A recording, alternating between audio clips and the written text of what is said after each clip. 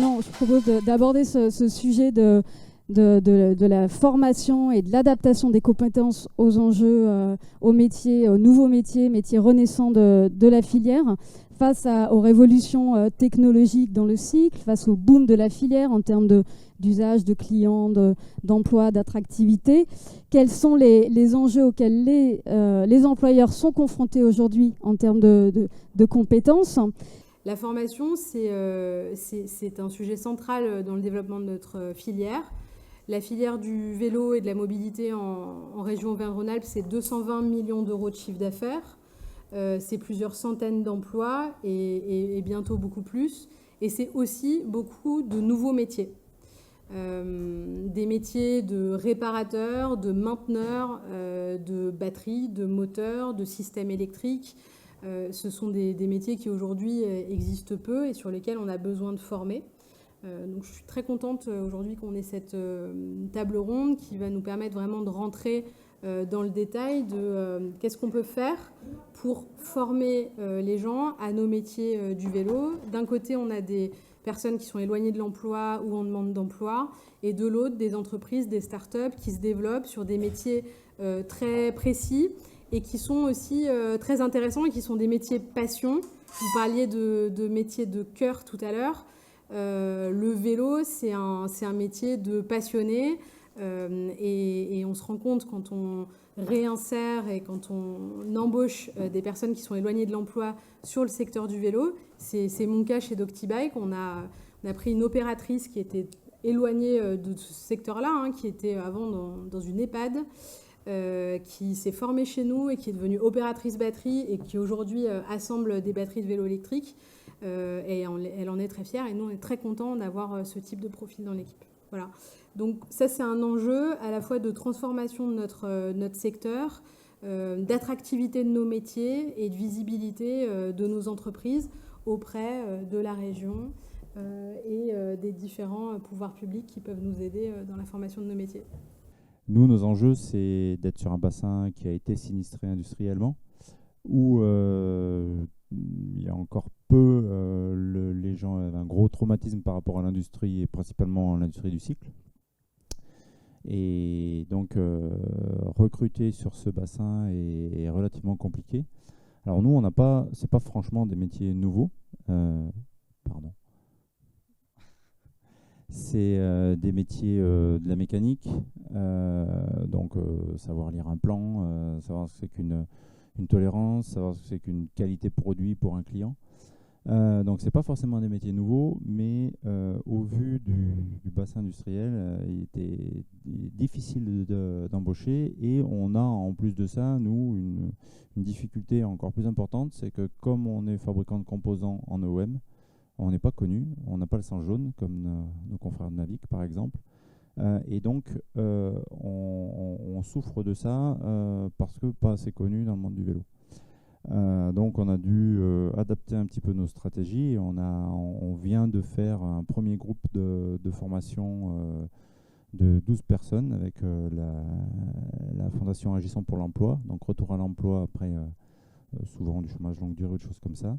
Donc tout le recrutement a été financé par la région et on les remercie parce qu'on a fait un premier groupe de 12 personnes qu'on vient d'intégrer, un deuxième qui est en cours de formation. Donc ça fait 24 personnes. Pour nous, 24 personnes en termes de recrutement, c'est un boulot de monstre. Là, ça a été financé et géré par en partie Pôle emploi, tous les acteurs locaux. Et le taux de réussite a été très bon puisque sur le premier groupe, on en voulait 12, il y en a eu 11. Et on a un taux de réussite, on a 9 personnes qu'on a intégrées depuis maintenant un mois. Voilà.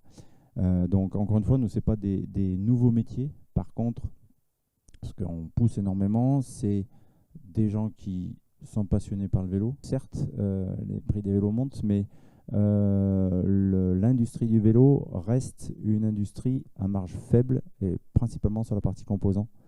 Nous, on fabrique des composants pour des vélos qui atteignent sur des vélos cargo 6 000 à 7 000 euros.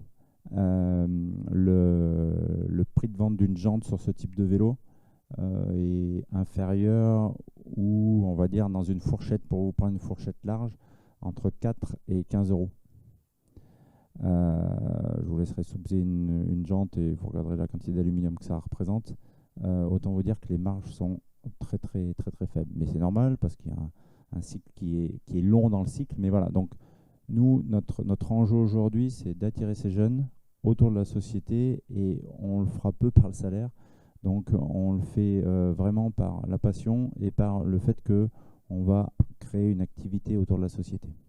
Nous, on s'est rendu compte en recrutant, vous avez compris, sur un volume assez important et sur des métiers avec des compétences très diverses, qu'aujourd'hui, l'offre de formation, elle existe, merci beaucoup, mais elle ne suffit plus en volume. Et puis aussi, il y a des particularités sur notre façon de travailler. Vous avez compris, le digital, l'organisationnel, le vélo cargo, il y a plein de choses particulières. On travaille beaucoup sur l'électrique. Donc, la formation, il faut qu'on la complète. Donc, on se dit, il faut qu'on s'organise pour pouvoir, à la suite des organismes de formation qui apportent vraiment les compétences de base, les compétences socles, qu'on puisse compléter vraiment à partir de nos métiers.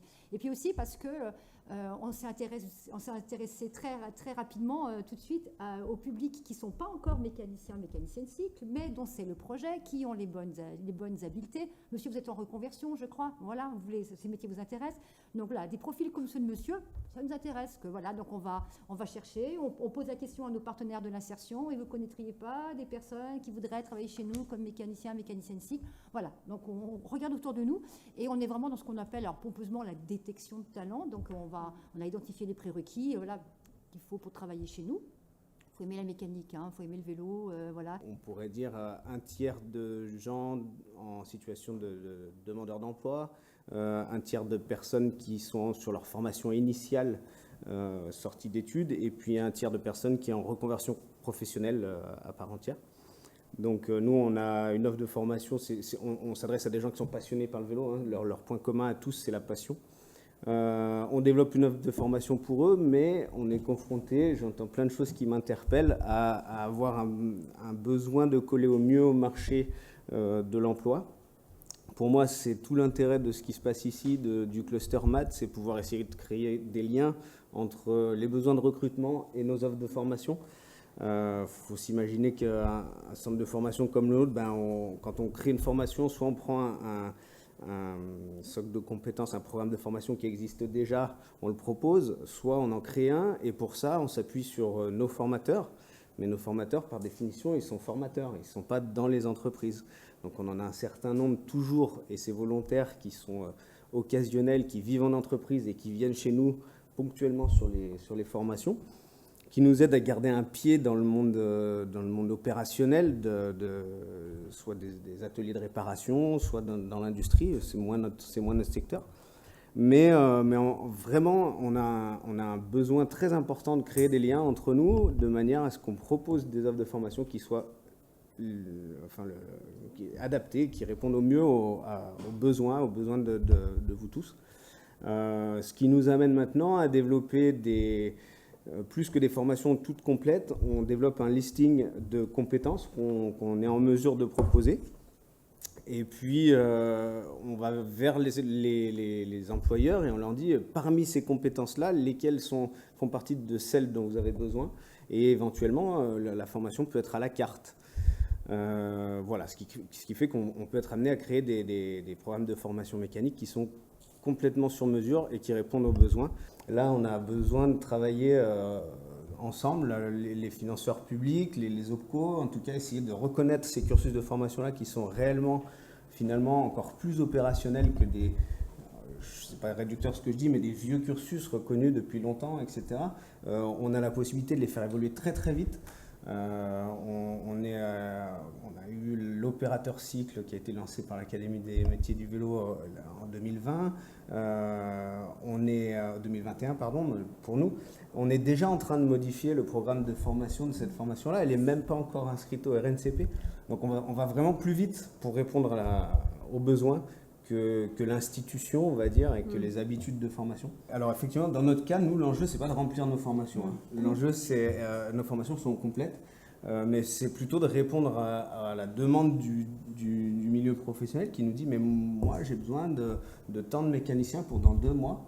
Ok, nous, il faut 3 mois pour déjà trouver une place sur une formation. Quand il y a un appel d'offres qui tombe chez Vélogique, il faut trouver, j'imagine, en quelques semaines, des dizaines de collaborateurs Quand quelqu'un vient nous voir avec cet objectif-là, parfois on est bien incapable de faire face à cette demande. Sur des formations courtes, ultra opérationnelles, sur lesquelles on a ciblé pourtant vraiment l'aspect concret, terrain, réparation vélo. Il faut vraiment qu'on fasse remonter à la région, à Pôle emploi, nos besoins d'employeurs. Aujourd'hui, on a besoin de gens, enfin de compétences sur quel métier, sur quelles activités, qu'est-ce qu'on anticipe effectivement, voilà. Qu'est-ce qu'on anticipe comme savoir-faire qu'il va falloir déployer dans nos équipes demain et après-demain, pour qu'on ait vraiment cette régularité dans la remontée de besoins, dans l'analyse des besoins, pour qu'on voit les formations qui existent, les solutions de formation qui existent, est-ce qu'elles sont adaptées, et si ça ne matche pas tout à fait, comme tu dis, à ce moment-là, qu'est-ce qu'on peut, en intelligence collective, on peut créer ensemble. On est plusieurs organismes de formation dans le cluster. Donc effectivement, travaillons ensemble à cette construction de solutions qui répond vraiment aux besoins des employeurs. Et là, pour le coup, j'ai mes deux casquettes, employeur et formateur. Là, effectivement, on a vraiment ce devoir dans le cluster de faire remonter régulièrement ces besoins pour présenter ça aux organismes de formation. Et aux organismes de formation, on a vraiment ce devoir aussi d'apporter des réponses, soit déjà existantes, soit nouvelles. Des nouveaux modules. Voilà, des nouveaux modules, de nouveaux contenus, de nouvelles façons aussi de former.